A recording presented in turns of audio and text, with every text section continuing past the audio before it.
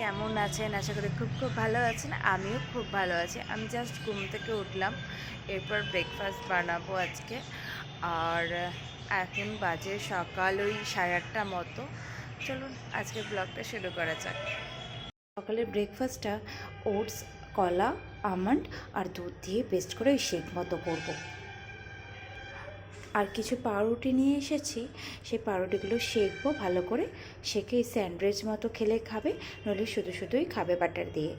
তো যেহেতু আজকে আমার হাজব্যান্ড আসবে না অফিসের জন্য, একটুখানি কাজের জন্য, তো ওর জন্য আমি আজকে একটু ভারী ব্রেকফাস্ট দেবো, যাতে আর দুপুরে মানে খুব তাড়াতাড়ি খিদেটা না পায়। ব্রেকফাস্ট রেডি হয়ে গেছে। এটা বানিয়েছি শেকটা, কিন্তু একটুখানি পাউরুটিগুলো সেঁকতে গিয়ে এটা পুরো সেই সিন্নি টাইপের খেতে হয়ে গেছে, পুরো লাগছে যেন সিন্নি। চলুন এটা দিয়ে আসি, তারপর আমি খেয়ে নেব, তারপর ছেলের জন্য খাবার করব।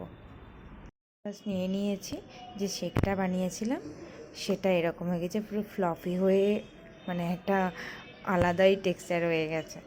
আর আমি ব্রেডের সাথে একটু চিনি নিয়েছি, বাটার দিয়ে চিনি দিয়ে একসাথে খেতে কিন্তু বেশ ভালো লাগে। আর আমি এই ছাদের মধ্যে রোদ্দুরে গিয়ে এটা খাবো।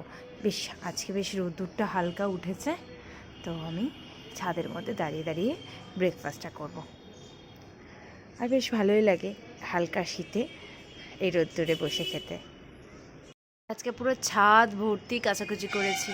আজকে সেরকম রান্না করব না, কারণ আমার হাজব্যান্ড আজকে আসবে না, তো আজকের জন্য কাচাকুচিগুলো করে নিয়েছি। আজকে একটু সিদ্ধ ভাত বানাবো।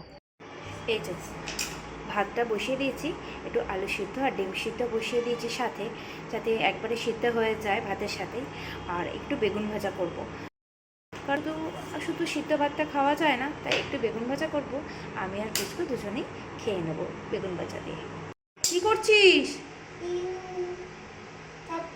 আমি বেগুন ভাজা করব বলে বেগুনটা রেখেছি, ও এখানে কাটাকুটি শুরু করে দিয়েছে। হয়েছে, তুমি ছেড়ে দাও, তুমি ছেড়ে দাও, আমি করে নেব, তুমি ছেড়ে দাও, ছেড়ে দাও বলছি, হাত কেটে যাবে, ছেড়ে দাও। যদি ভাতের সাথে কোনো তরকারি করে নিই, তাই আলু, ডিম, একটু কাঁচা লঙ্কা আর নুন দিয়ে আর একটুখানি সর্ষের তেল দিয়েছি, দিয়ে একসাথে মেখে নিয়েছি। আর এখানে মাখবো হলো একটুখানি রসুনকে বেগুন ভাজার সাথে ভেজে নিয়েছি, একটু কাঁচা লঙ্কা আর এটা ধনেপাতা, পেঁয়াজ আর একটুখানি আদা দিয়ে ওই যেরকম বেগুন ভর্তা বানায় সেরকমই বানাবো। আমার যেহেতু ইন্ডাকশানে করি, সেহেতু আমি তো আর পোড়াতে পারি না। দেখুন কাণ্ড, এখানে আমি মাখছি, ও দুটো কাঁচা আদা নিয়ে এসে এর মধ্যে দিয়ে দিচ্ছি। আলু মাখবো? এটা আলুটা এখানে মাখে না, আলুটা এর সাথে মাখে, আর এইটাকে শুধু শুধু মাখবো। তো আপাতত এই যা উনিও মাখছেন। তুমি মাখছো? আলু মাখছো? আচ্ছা, মাখো, ভালো করে মাখো। আমি এখানে এই লঙ্কাটা ভালো করে আগে মেখে নিই, তারপর এর মধ্যে বেগুনগুলোকে দেব। আগে ভালো করে এই পেঁয়াজ আর লঙ্কার সাথে এগুলো। হ্যাঁ, আনি বেগুন নিবি? আচ্ছা, এগুলোকে ভালো করে মেখে নিই আগে, তারপর বেগুনটা দেব।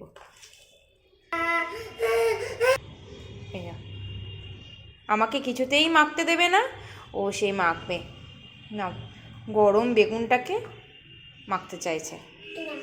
হয়েছে, এবার আমি মাখি, হাত দো। এবার আমি এটাকে ভালো করে মেখে এবার ভাতটা খাবো।